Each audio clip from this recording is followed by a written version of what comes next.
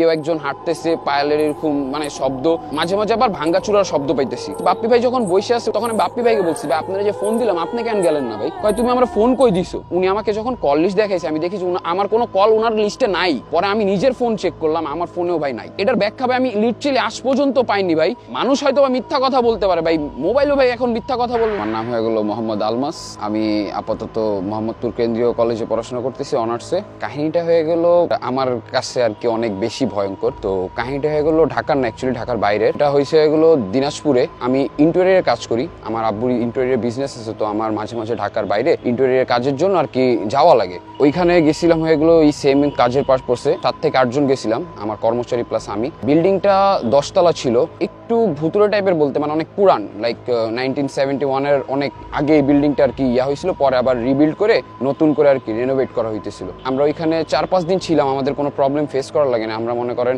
এমন একটা সিচুয়েশন ছিল যে লাইক পুরা 10 তলা বিল্ডিং এ আমরাই মনে করেন 7-8 জন ছিলাম আর 2টা সিকিউরিটি গার্ড ছিল। যেদিন আর কি কাহিনীটা হয়েছে ওই দিনকার রাতের ঘটনা বলতেছি, ডিসেম্বরের দিকে ছিল, শীতের সময় 2022 সালের দিকে। সো এটা আমার সাথে হয়েছে, আমি ফেস করছি। অনেকে হয়তো বলবে বানায় বলতেছি, বাট অ্যাকচুয়ালি যারা ফেস করে তারাই আর কি বুঝে জিনিসটা কি আসলে। আমরা কাজ করি হয়ে গেলো সকাল 8টা থেকে ম্যাক্স সন্ধ্যা পর্যন্ত কাজ করি। তো মাঝে মাঝে আমাদের মানে আমরা পরের দিনে কাজের জন্য রাত্রেবেলা কিছু নাইট শিফট করি। তো নাইট শিফট করে কিছু কাজটা রেডি করে রাখি। তো ওই দিনও সেম ভাবে কর্মচারীরা কাজ করতেছিল। তো ওরা বলছে যে ভাই আমরা খাওয়া দাওয়া করে আসি। আমি বলছি ঠিক আছে, আমি বিল্ডিং আসি, সমস্যা নেই। আমি পুরো বিল্ডিং এ একা ছিলাম, আমার সাথে আরো 2 জন ছিল নিচে, বাট আমি তখন আর কি দোতলায় ছিলাম। আমাদের থাকার জায়গা ছিল এগুলো দোতলায়। আমরা সবাই ওখানে শুইতাম টুইতাম, রান্না টান্না করে সবাই ওখানে খাওয়া দাওয়া করতো। ওই দিন আনফর্চুনেটলি গ্যাস শেষ হয়ে গেছিল, তো সবাই বাইরে খাওয়া দাওয়া করতে গেছে। আমি বলছি যে আমার যাইতে ভালো লাগতেছে না, তোমরা আমার জন্য খাবার নিয়ে এসো, আমি আসি, সমস্যা নেই। তখন বসে আছি, ফোন ইউজ করতেছি। ওইখানে নেটওয়ার্ক কোনো সমস্যা দেয় না, নেটওয়ার্ক অনেক ভালো, 4G প্লাস পাই। তো রিলস দেখতেছিলাম। তো সাডেনলি আমি ছিলাম এগুলো দোতলায়, তো 4 তলা থেকে আমি অনেক নয়েজ পাইতেছি। কেউ অনেকজন পাইপে, লোহার পাইপে বাড়ি দিতেছে, কেউ একজন অনেক ভাঙ্গাভাঙ্গি করতেছে, এরকম টাইপের সাউন্ড পাইতেছিলাম। ফার্স্টে আমার মনে হয়েছে যে পুরো বিল্ডিং এ যেহেতু আমরা 6-7 জন, তো পুরো আমাদের উপরে লাইবিলিটিসটা আছে যে ইন কেস কোনো চুরি টুরি হইলে। ওইখানে আবার কি ইলেকট্রিকের কাজের জন্য যে তামার তার ব্যবহার করা হয় না, তামার অনেকগুলো তার ছিল। তো আমার ফার্স্টে ডাউট হয়েছে যে হয়তোবা কোনো চোর টোর তামার তারগুলো চুরি টুরি করতেছে। তো কোনো কিছু না ভেবে আমিও চেক আউট করতে গেছি। তো চেক আউট করতে যাওয়ার পর আমি যখন 4 তলায় ঢুকছি, তো আমি দেখি যে কেউ নাই, পুরাটা হয়ে গেলো ফাঁকা, অন্ধকার ছিল। তো আমি ফোনে লাইট অন করে দেখলাম পুরা কোনায় কোনায় না, কেউ নাই। যখন আমি 4 তলায় সবকিছু চেক করে আমি নিচে যাওয়ার টাইমে সাডেনলি আমি মনে করেন 5 তলার থেকে আমি সাউন্ড পাইতেছি, 5 তলার থেকে সাউন্ড পাইতেছি, সেম নয়েজ। কেউ একজন মনে করেন পাইপে টাইপে মানে দৌড়াদৌড়ি করতেছে, 7-8 জন, এরকম সাউন্ড, মানে বাজে একটা সাউন্ড, নয়েজ, মানে অনেক বিকট শব্দ। তো আমার মনে হয়েছে যে বুঝলাম না, আমি মাত্র আসলাম এখানে, আবার হুট করে 5 তলায় আমার মনে ভাই, আমার যেহেতু লাইবিলিটিস একটা আছে, আমি আবার গেছি 5 তলায় চেক করার জন্য, ডাবল চেক আউট করার জন্য। 5 তলায় যখন গেছি তখনও সেম, কেউ নাই ভাই, মানে পুরো সেম, কোনো একটা কাকপক্ষীও নাই, সবকিছু নীরব। লাইট মাইট করে আমি পুরো কোনো চেক আউট করলাম। আমি তখনও বুঝিনি যে আমার সাথে বা এরকম কোনো একটা ভৌতিক বা প্যারালাল কোনো অ্যাক্টিভিটিস হইতেছে, কারণ আমি এগুলোতে বিলিভ করি না। আর আমি মনে করেন একটু ধার্মিক ছেলে, তো আমি মনে করেন আল্লাহর উপরে বিলিভ করি যে আমার কেউ কোনো কিছু ক্ষতি করতে পারবে না। তো আমি এই কনফিডেন্সেই, তখন আমার মাথায় বিন্দু পরিমাণও চিন্তা ভাবনা নাই যে মানে এরকম প্যারালাল কোনো অ্যাক্টিভিটিস হইতেছে আমার সাথে। 5 তলা দিয়ে সবকিছু চেক আউট করে যাওয়ার পর ওই যে সেম জিনিস রিপিট হইলো। এইবার আমি পাইতেছি এগুলো 6 এবং 7 তলা থেকে 2টা ফ্লোরে একদম কন্টিনিউয়াসলি 4-5 মিনিট ধরে একদম বাজে অবস্থা, মানে আপনার সাউন্ড থামতেছেই না। মাঝে মাঝে চিৎকারের সাউন্ড পাইতেছিলাম। আমি আবার ডাবল চেক আউট করার জন্য আবার গেছি ভাই 6 তলায়। 6 তলায় যখন গেছি ভাই, অ্যাবনর্মাল জিনিস হয়েছে কি, আমি যখন প্রত্যেকটা ফ্লোর চেক আউট করে আসছি, তো আমি দেখছি যে কোনো সিকিউরিটি গার্ড ছিল না। কোনো সিকিউরিটি গার্ড যদি আসে তাহলে তো আমাকে ফেস করে তারপর উঠা লাগবে তার, কারণ সিঁড়িটা হয়ে গেলো একদম ওপেন সিঁড়ি ছিল, মানে অন্য কোনো ওয়ে ছিল না যে পিছনে কোনো সিঁড়ি আছে বা বিল্ডিং এর সামনে কোনো সিঁড়ি আছে ওইটা উঠে গেল, বা লিফট আছে। নতুন বিল্ডিং যেহেতু এখনো লিফটের কাজই ধরেনি ভাই। সিকিউরিটি গার্ড মনে করেন কি লোহার কিছু ভাঙ্গারি টাইপের থাকে না বিল্ডিং এর, ওগুলাতে অনেক বড় 10 ফিটের মতো একটা স্তূপ আছে। ওইটার পিছনে আমি দেখি যে সিকিউরিটি গার্ড দাঁড়ায় আছে, সেম সিকিউরিটি গার্ড একটা আছে, হাতে কোনো কিছু নেই, এমনি খালি যে উল্টা ঘুরে দাঁড়ায় আছে। তো আমি ওনাকে ডাক দিলাম, ওনার নাম ছিল রাব্বি ভাই বলে ডাক দিলাম। উনি দেখি কোনো রেসপন্স করতেছে না। আমি বললাম ভাই বিল্ডিং এ যে এত শব্দ হইতেছে ভাই, যদি কোনো চোর টোর আসে তাহলে তো এগুলো দায়ভার আমাদেরকে দিবেন ভাই, আপনি এখানে দাঁড়ায় কি করতেছেন ভাই? আমি ফার্স্টে ভাবছি যে উনি কোনো নেশা পানি বা কোনো কিছু করতেছে নাকি, পরে দেখি যে না, কোনো কিছু নেই, উনি জাস্ট দাঁড়ায় আছে, উনি আমার দিকে তাকায়ও নেই। উনার সাথে কথা বলা চলাকালীনই আমি এবার মানে আমি ছিলাম হয়ে গেলো তখন 7 তলায়, বিল্ডিং হয়ে গেলো 10 তলা, 10 তলা হয়ে গেলো ছাদ, আর 9 তলা হয়ে গেলো লাস্ট ফ্লোর। এবার আমি মনে করেন 8তলা 9তলা থেকে পায়ালের সাউন্ড পাইতেছি, কেউ একজন হাঁটতেছে, পায়ালের এরকম মানে শব্দ, আবার মাঝে মাঝে আবার মানে ভাঙ্গাচুরার শব্দ পাইতেছি।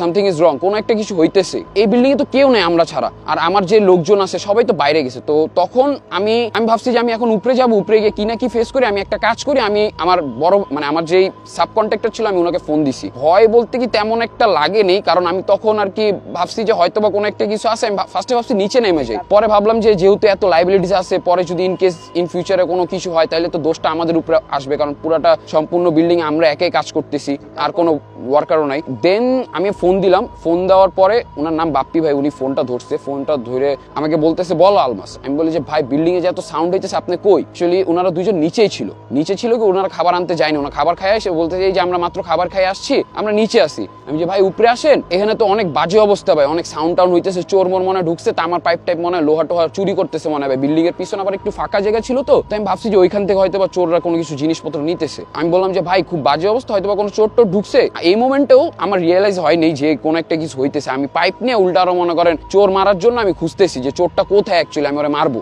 আমি মনে করেন পরে 8তলায় উঠছি, 8তলায় উঠার পর আমি দেখি যে আমার ফোনে কোনো নেটওয়ার্কই নেই। আমি যে কল দিব, আমি ওয়েট করতেছি যে আমার বড় ভাই আসবে, আমি 9তলায় উঠবো। 9তলায় উঠে এইবার মনে করেন যে আমি একটু মানে আমার রাশি হয়ে গেলো তুলা রাশি। এই জিনিসটা আর কি যারা রাশি নিয়ে জানি না বিশ্বাস করেন, আমিও বিশ্বাস করি না, বাট অনেকে বলে যে যারা তুলা রাশি তারা হয়তো বা মানে এরকম প্যারানর্মাল অ্যাক্টিভিটিস বুঝতে পারে, মানে ওদেরকে বেশি আর কি টার্গেট করে। আমি যখন 9তলায় উঠছি ভাই, লিটারালি আমার পুরা শরীরটা অনেক ভার হয়ে গেছে। নর্মালি আপনি একটা জায়গায় গেলেন, দাঁড়ায় আছেন, সাডেনলি আপনি একটা জায়গায় গেলেন, আপনার শরীরটা পুরো ভার হয়ে গেল, আপনার মাথা সবকিছু ধরে ফেললো। দ্যাট মোমেন্টে আমি ভাবলাম যে আমার ফোনে যেহেতু নেটওয়ার্ক নাই, আমার হয়তোবা ছাদে ওঠা ঠিক হবে না, কারণ রাত্রেবেলা ভাই। তখন আমি রিয়েলাইজ করছি যে না, হয়তোবা যেহেতু আমার শরীরটা ভার হয়ে গেছে, হয়তোবা কোনো একটা কিছু মানে প্যারানর্মাল কিছু আছে এখানে, আমার এটাকে মানে ইগনোর করা উচিত। বাট আমি তখন নামতেছি ভাই, আমি কন্টিনিউসলি কিন্তু ছাদের থেকে ভাই ভাঙ্গাচুরা শব্দ আর হয়ে গেলো পায়ালের সাউন্ডটা পাইতেছি ভাই, পায়ালের সাউন্ডটা কন্টিনিউসলি পাইতেছি ভাই। কেউ একজন হাঁটতেছে বা এরকম কোন একটা কিছু। নিচে নামতেছি নিচে একদম যখন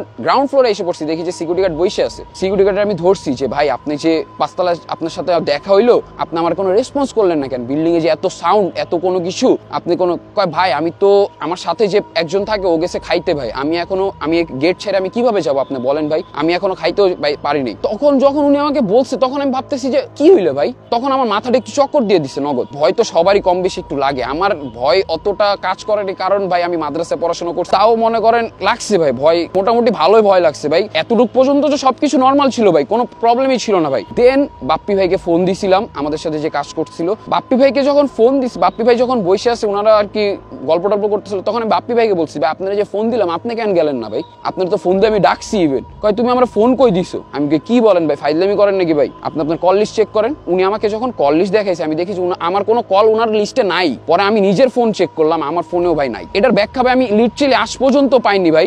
মেইন কথা এগুলো ভাই, আমি তো ফোন দিছি, আমি তো কথা বলছি, আমার ফোনের থেকে কই গেল ভাই কল লিস্টটা, কই গেল? মানুষ হয়তো বা মিথ্যা কথা বলতে পারে ভাই, মোবাইলও ভাই এখন মিথ্যা কথা বলবে বা মেশিন এরকম কোনো কিছু। তারপরের দিন ডিসাইড করি যে আমি আর ওখানে থাকবো না। তো আমি মনে করেন আমার আব্বুরে জানাই এরকম ঘটনা। পর আব্বু বিল্ডিং এর যে মেইন মালিক থাকে ওনার সাথে কথা বলে, বিল্ডিং এর মেইন মালিক আর কি বলে যে এখানে আর কি আগে শ্মশান টাইপের কিছু একটা ছিল, আবার আমাদের আগে 2টা গ্রুপ ওখানে কাজ করছে, 2টা গ্রুপের 2জন লোক মারা গেছে সেম বিল্ডিং এ। মেইন জিনিস হয়ে গেল ওখানে যে শ্মশানটা ছিল, শ্মশানের উপর বিল্ডিংটা করা হয়েছে। আর শ্মশানটা মনে করেন কিছুটা বলেন শ্মশান কবরস্থান মিক্স টাইপ অফ ছিল, যে এটা যাই মানে স্বাধীনের পর মানে যুদ্ধের পরপরই বিল্ডিংটা অনেক করা হয়ে গেছে। বাসে চলে যাই, 2 দিন পর্যন্ত মনে করেন আমার প্রচুর জ্বর টর ছিল ভাই, আমার শরীর মানে একটু খারাপ হয়ে গেছিল। এন্ড ওই জিনিসের পর থেকে মনে করেন আমার মানে কোনো কিছু এখন মনে করেন আমার সাথে হইলে আমি আগে জিনিসটা মনে করেন জাস্টিফাই করি না, এখানে কোনো সমস্যা আছে আমার হয়তো বা মনে করেন। বাট আমি বলবো যে আল্লাহ আমাকে ওই দিনকে মনে করেন খুব বড় একটা ক্ষতির থেকে বাঁচাই দিচ্ছে, যেহেতু 2টা গ্রুপ কাজ করার আগে